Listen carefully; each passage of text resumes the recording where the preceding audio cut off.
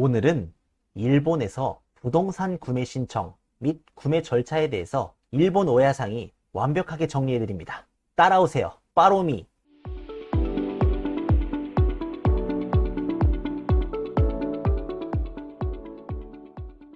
네, 여러분 안녕하세요. 반갑습니다. 일본 부동산 투자 방법과 썰을 풀어드리는 일본 오야상입니다. 오늘의 주제. 오늘은 일본에서 부동산 구매 절차와 순서에 대해서 이야기를 해보려고 합니다. 오늘의 수업 내용은 다음과 같습니다. 먼저 첫 번째, 부동산 문의. 두 번째, 부동산 현황. 세 번째, 부동산 구매 신청. 네 번째, 부동산 구매 답변. 다섯 번째, 부동산 계약서 작성, 계약금 납입. 마지막으로 여섯 번째, 부동산 잔액 납부 및 거래 종료. 이 6가지 내용으로 수업을 해보겠습니다. 제 채널은 일본 부동산 투자의 노하우를 제 지식과 경험을 토대로 설명을 해드립니다. 마지막까지 영상 잘 봐주시고 구독 버튼과 좋아요 눌러주시면 감사합니다. 오야상. 먼저 첫 번째, 부동산 문의입니다. 이 부동산 문의는 홈즈, 아또홈, 라쿠마치 등에서 부동산 정보를 확인하고 이 부동산에 대해서 문의를 하는 내용이 되겠습니다. 그리고 부동산의 상세 정보, 그리고 실제로 견학을 할 수 있는지 등 견학 예약 등이 이에 해당이 됩니다. 한번 홈즈를 보면서 설명을 해드리겠습니다. 이 홈즈 제가 화면을 띄워놨는데, 한번 볼까요? 아무거나 일단 눌러보겠습니다. 일단 사이타마에 있는 아파트인데, 사이타마에 있는 아파트, 이런 아파트예요. 괜찮아요. 마음에 들어요. 그럴 경우에는 어떻게 해야 된다? 이 맨 아래쪽 보시면은 이 밑에 이런 게 있어요. 오나마에 전화번호 이런 게 있죠? 얘를 여기다가 오야상 이렇게 입력을 하고 전화번호, 핸드폰 번호 090-1234-5678 이런 식으로 입력을 한 다음에 이제 메일 주소도 오야상 gmail.com 이런 식으로 한 다음에 이제 이런 필수 항목이 있죠. 이런 필수 항목. 이 필수 항목에 토이아세 내용, 그러니까 문의 내용, 실제로 이 건물을, 이 아파트를 보고 싶어요. 이걸 체크를 하시면 됩니다. 그 다음에 이거는 이 아파트에 대해서 좀 더 자세히 알고 싶어요는 이거를. 그 다음에 투자라던가 이런 대출에 대해서 구입 상담을 좀 하고 싶습니다. 이거. 그 다음에 이 아파트의 그 외 기타 정보도 좀 알려주세요 할 때 이거. 근데 보통 실제로 보러 가는 걸 많이 하기 때문에 이 실제로 보러 갑니다를 체크를 하시면 되겠습니다. 근데 온라인, 인터넷으로 대응하는 거 어떻게 할까요? 그냥 체크 안 하시면 돼요. 지금 코로나 때문에 이게 비디오로 이렇게 통화하면서 이렇게 이야기를 하는 건데, 실제로 보러 가고 싶은 경우는 체크 안 하면 됩니다. 그 다음에 현재 거주하시고 계신 집을 판매를 하실 생각인가요? 검토를 하고 있습니다. 검토하고 있지 않습니다. 그냥 이런 거 체크 안 하시면 됩니다. 그 다음에 이 홈즈에서 보내주는 이 메일, 이런 거 정보 같은 거 받아보실래요? 필요 없어요. 이런 거 체크하신 다음에, 끄신 다음에, 이런 식으로 보신 다음에, 정보가 다 입력이 되어 있죠? 그 다음에 다음 페이지, 확인 페이지 누른 다음에 이 아파트 350만엔 이 주소에 있는 이 아파트 담당 부동산 회사는 이 회사입니다. 이름, 오야상, 전화번호, 메일 주소, 이 건물을 실제로 보고 싶습니다 해가지고 이제 송신 이거를 누르게 되면은 이제 연락이 옵니다. 근데 보통 급하잖아요. 좋은 거 봤는데 언제 메일 보내고 언제 기다리고 있을 거예요. 그럴 경우에는 어떻게 하면 된다? 이게 보시면은 이 아래쪽에 보시면은 전화로 이제 문의하기 써있죠. 이제 전화를 이용하면 됩니다. 그래서 이 0037 이걸로 전화하면은 통화료도 무료예요. 무료. 이걸 전화한 다음에 그 다음에 이 비밀번호 같은 걸 눌러주면 됩니다. 비밀번호 누른 다음에 전화 받으면은 예, 안녕하세요, 고니치와 한 다음에 홈즈에서 이거 아파트 정보를 보고 연락을 드렸습니다. 그래서 그러면 어디 있는 아파트인가요? 물어봅니다. 그러면 350만엔이고 히가시 마츠야마시에 있는 이제 아파트입니다. 이제 도면도 말해주면 편해요. 이런 1K 아파트입니다. 이러면은 예, 잠시만요 하고 이게 연락을 이제 줍니다. 그래서 예, 이 아파트, 예, 이 아파트에 무슨 일이시죠? 예, 이 아파트를 제가 한번 실제로 보러 가고 싶은데 예, 제가 예약을 할 수 있을까요? 이렇게 이야기를 하면 예약을 하실 수가 있습니다. 이런 식으로 만약에 지금 현재 이 부동산 영업시간이라는 있습니다. 영업시간 보시면은 이 취급 부동산 회사, 이 도조 부동산이라고 써있죠. 보면은 이제 주소가 여기 있고, 영업시간이 이제 9시부터 이제 저녁 6시까지, 이제 정기 휴일은 매주 수요일, 그 다음에 매주 첫 번째, 세 번째 주 화요일도 쉽니다라고 써있죠.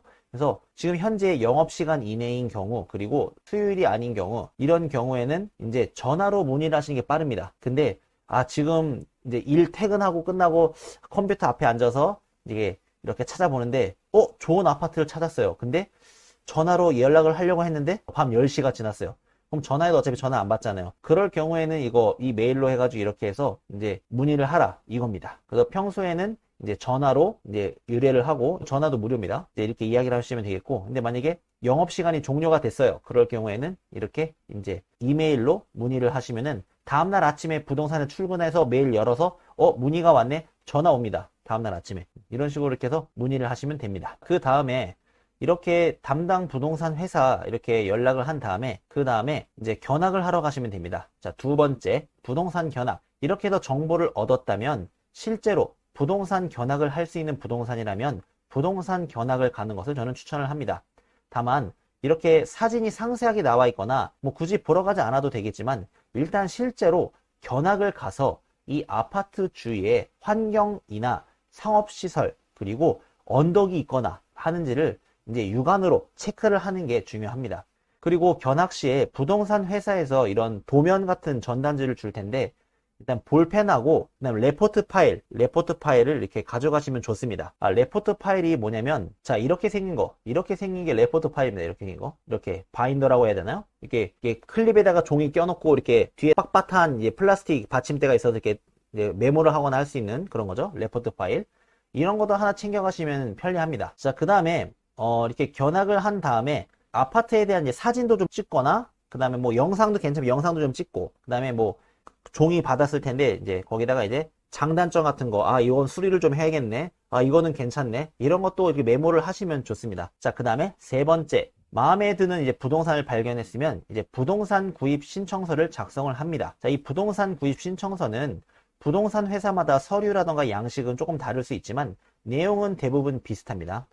자, 보시면 자, 이게 부동산 구매 신청서가 되겠는데, 자, 한번 좀 확대를 좀 해볼게요. 자, 이런 식으로 되어 있습니다. 조금 글씨 좀 뿌연데, 자, 이런 식으로 보이죠? 자, 부동산 구입 신청서 해서 이제 이름이라던가 이렇게 이제 가격 얼마 뭐 이런 식으로 이렇게 쭉 있습니다. 자, 이런 서류가 있는데, 이제 이 부동산 구매 신청서를 작성할 때 이제 흥정을 할 수가 있어요. 흥정을. 그래서 만약에 이게 아파트가 아까 얼마였죠? 아까 이 아파트 봤던 아파트가 350만 원이잖아요. 봤던 이 아파트가 350만 원인데 나는 이 아파트를 한 330만 원에 사고 싶어. 그럴 경우에는 이제 이 부동산 신청서에다가 구입 희망 가격을 330만 원 이렇게 적어서 제출을 할 수도 있습니다. 그래서 이제 가격 흥정이라던가 내고는 이런 부동산 구매 신청서에서 작성을 하실 수가 있습니다. 자, 보시면 여기 좀 글자가 좀 작아서 잘 안 보이는데, 자, 보시면 이거 구입 희망, 뭐야 이거. 자, 이게 보시면 견본 부동산 구매 신청서. 자, 부동산 구매 신청서가 있습니다. 자, 그래서 몇 월 며칠, 그 다음에 구입 희망 가격 뭐 350만 원 전부 다 내도 괜찮지만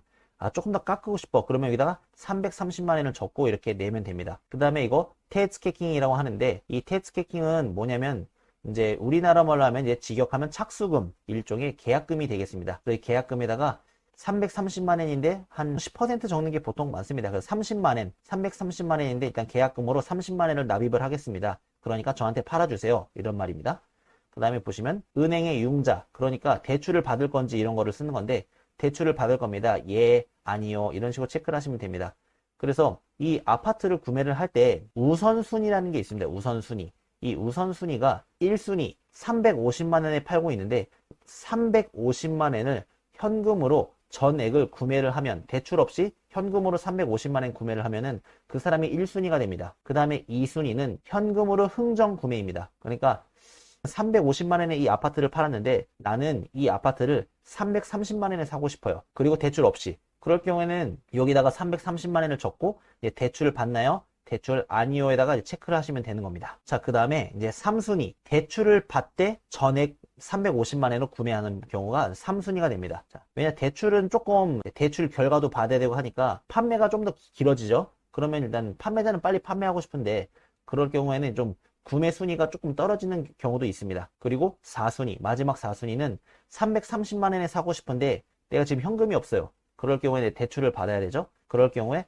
330만 원을 대출을 해서 이제 아파트를 사겠다, 이런 은행의 융자를 받을 건가요? 대출 론 받을 건가요? 예를 하고 이제 금액 330만 원 이렇게 하면은 순위가 최하순위로 밀립니다. 그럴 경우에 진짜 아무도 사는 사람이 나타나지 않았을 경우에 이제 연락이 옵니다. 자, 이런 식으로 해서 부동산 구입 신청서를 작성을 해서 이제 부동산 회사에 제출을 하면 된다, 이거입니다. 자, 이렇게 해서 이제 상위권에 들어가는 게 일단은 현금 구매가 상위권으로 들어갈 수 있고, 왜냐하면은 이런 현금 구매는 대출 심사라던가 이런 것을 받을 필요가 없이 한 방에 바로 구매를 할 수 있기 때문에 신속하게 거래가 될 수 있으며, 대출 언제 심사가 결과가 나와요? 기다릴 필요가 없이 편해서 우선순위로는 현금 전액 구매가 되겠습니다.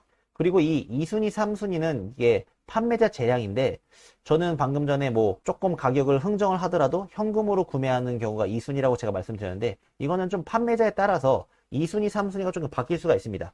예를 들어서 이 아파트를 500만 원에 판매를 내놨는데 현금으로 450만 원에 구매를 하겠다는 사람과, 그리고 대출을 끼고 500만 원에 구매하겠다는 사람이 나타났습니다. 그럴 경우에는 현금으로 450만 원에 구매한다는 사람이 있으면은 빨리빨리 거래를 할 수 있고 빨리 돈을 받을 수 있다는 장점은 있죠. 그런데 그만큼 50만 원을 판매자 손해를 보고 팔아야 하는 겁니다. 하지만 대출을 끼고 500만 원에 사겠습니다 라고 하는 사람이 나타나면은 심사가 통과가 될지 안 될지 모르겠지만 통과가 된다는 경우에는 일단 500만 원을 받을 수가 있다라는 거죠. 그래서 이제 판매자가 빨리 매각을 희망하는 판매자는 450만 원에 현금 일시불로 구매하는 사람한테 판매를 할 거고, 시간적인 여유가 있는 사람은 그거 대출 론 심사 기다려줄 테니까 500만 원에 구매한다면 내가 기다려줄게, 500만 원에 구매하려는 사람한테 팔려고 할 것입니다. 그렇기 때문에 판매자의 재량에 달려있다 라고 생각을 하시면 됩니다. 그래서 만약에 부동산 업자한테 현금으로 일시불로 구매하려는 사람이 있다 라는 이야기를 들었을 경우에는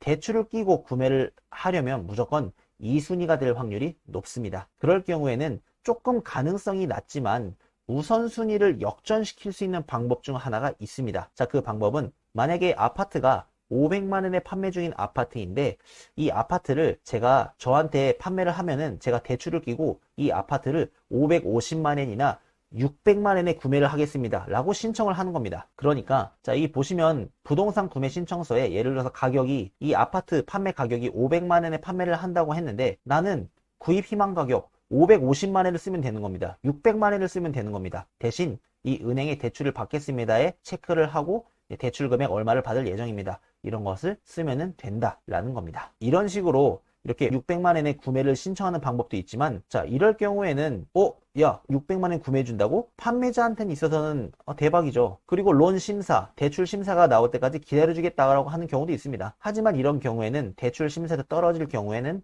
나중에 500만 원에 현금에 구매하려는 사람은 다시 연락을 해서, 이거 절에 1순위로 구매하려는 사람이 못 샀는데요, 지금 2순위로 해서 판매 가능한데 어떻게 구매하실래요? 연락을 하더라도 좀 빈정상해서 구매를 할지는 미지수이기 때문에 좀 판매자로서는 조금 도박이기도 합니다. 하지만 이 아파트 판매 정보를 올리자마자 이렇게 연락이 왔다는 것은 차후에 또 이것을 500만 원에 올리면 연락이 바로 또 온다는 것이기 때문에 판매자로서는 비싸게 사준다는데 손해는 아니라는 거죠. 다만 구매자로서는 500만 원에 판매하는 이 아파트를 550만 원, 600만 원에 구매할 정도의 가치가 있는 아파트인지를 잘 따져 보셔야 됩니다. 마음 급하다고 뺏기기 싫다는 마음으로 비싸게 구매를 하게 되면 나중에 리마와리가 떨어지게 되니까요. 자, 이런 식으로 구매 신청을 한 다음에 약 일주일, 한 7일 정도 지나면 답장이 옵니다. 자, 당신이 몇 순위였고 판매자는 당신한테 판매하기로 했습니다.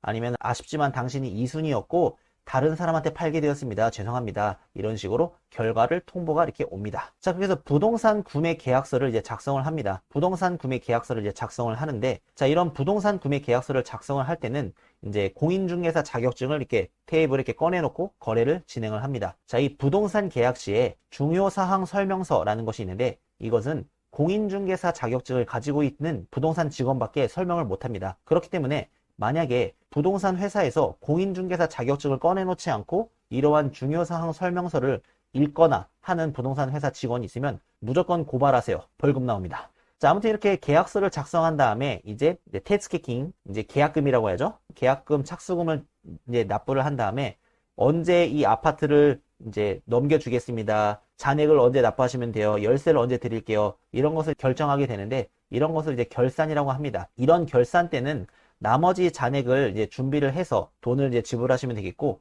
이때는 사법서사 선생님이 같이 오셔서 이제 이야기를 듣고 계약 완료 서류를 받고 등기 서류를 챙겨서 등기 이전 신청 수속을 밟아 주십니다. 그리고 구매를 최종적으로 완료한 뒤에 일주일 뒤에 집으로 등기 이전 완료가 되었다는 서류가 도착을 하게 되면 이제 정상적으로 부동산 계약이 끝나게 되는 것입니다. 아시겠나요? 오야상 자, 오늘은 일본에서 부동산 구매 절차와 순서에 대해서 공부를 해봤습니다. 오늘 수업 유익하고 도움이 되셨다면 구독 버튼과 좋아요 꼭 눌러주시기 바랍니다. 그러면 다음에도 유익한 일본 부동산 썰을 가지고 오겠습니다. 시청해주셔서 감사합니다.